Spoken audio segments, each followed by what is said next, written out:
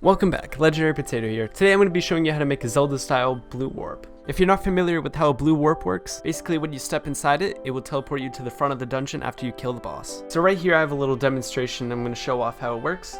Basically if we go ahead and turn on the portal by killing the boss, we'll just go ahead and use a button to demonstrate, of course. We will see that there will be a portal that lights up. And if we go inside this portal, we will be teleported outside of the dungeon and out to the front.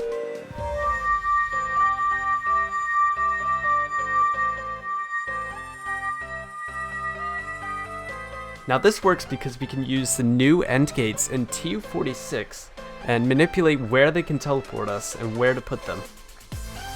So in this tutorial I'm going to be showing you how to make one yourself and how to customize it for your own worlds using a simple tutorial, so let's get started.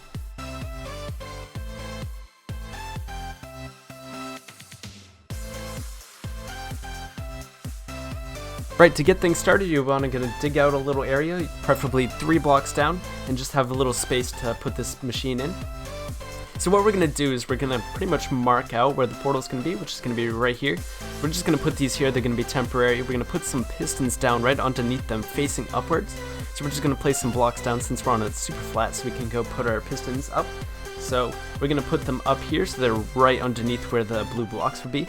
And so I'm going to be using light blue wool, as it looks the best, it looks most true to the game, but you can use whatever blocks you want to if you want to. And so there we go, we got the pistons in right there, so we can go put our blocks back in like so, and then we can get rid of these blocks underneath. We do not need them anymore. It should look something like this. If yours does not look like this, then you may need to fix it. Next we're going to make a little L shape right underneath the pistons like this. So it should look a little bit like this, and should use 5 blocks. Then we're going to put little pieces underneath like this and get rid of them here. So then we're going to place our redstone dust on top of these top parts here, and I'm going to put it in a redstone repeater facing this way and one facing this way. They should both be pointing opposite directions. Then next we're going to put a little button and test that it all works. All the pistons should raise and lower. If yours does not do this, make sure you go back and check your work. Next we're going to get rid of this little block here, and we're going to place a block right where that repeater is, right there. You're going to have to crouch place it. So now our main portal is done. What we're going to use is a placeholder block. So we're going to put in a gold block here, so it'll be easier to find it later when we're modding it in. Here's what everything will look like from underneath. You can go ahead and just check and confirm that everything does look like this. Okay, so now we're going to go ahead and place in our carpets. So we're just going to cover everything up like this. We're also going to use a torch to cover up the spot with the portal. And so when it opens up, the player will be able to go inside, but it will be covered up until then.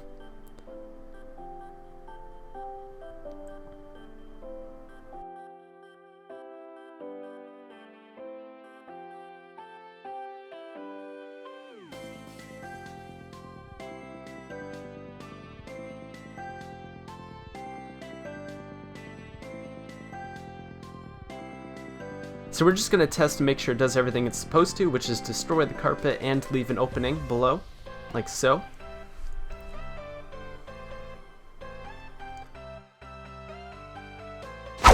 Okay, so last step is we need to get our coordinates for where we want to go and where the portal is going to be.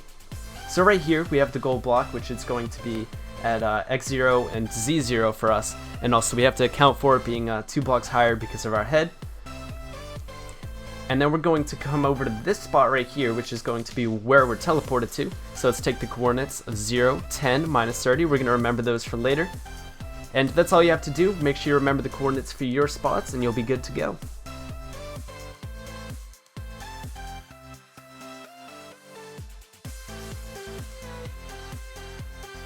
Next we're going to be on our Xbox 360 dashboard, and we're going to head to our storage and settings.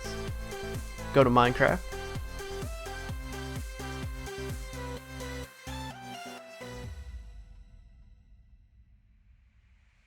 And go to our world. Mine is right here.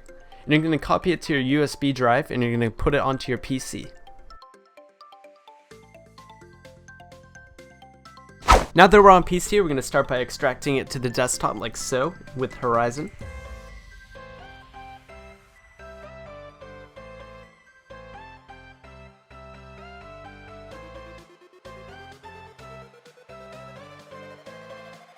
Next up, we're going to load up MCC tool chest and get the save off the desktop. Next, we're going to go to the chunk that we're using. In my case, it's 00, so I can just easily pick it right here. But if you want to find your chunk somewhere else, you can go ahead and use it right here with this little tool, and it'll find your chunk for you, and you can continue on with it.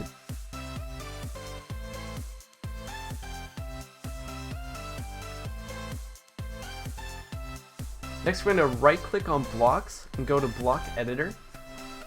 Now this will allow us to find our blocks that we were using before.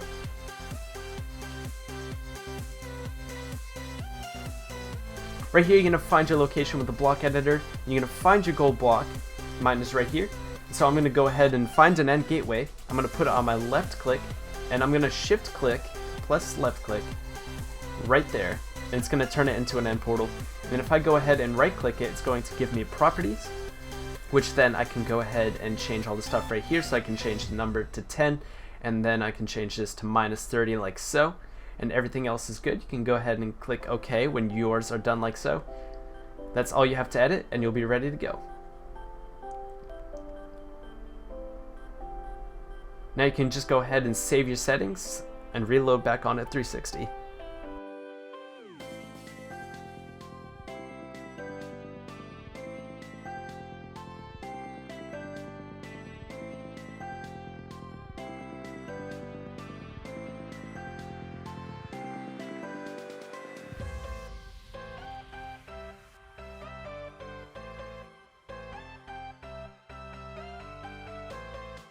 Okay, so now it is time to test if our thing actually works. So let's go ahead right here and activate our thing like so.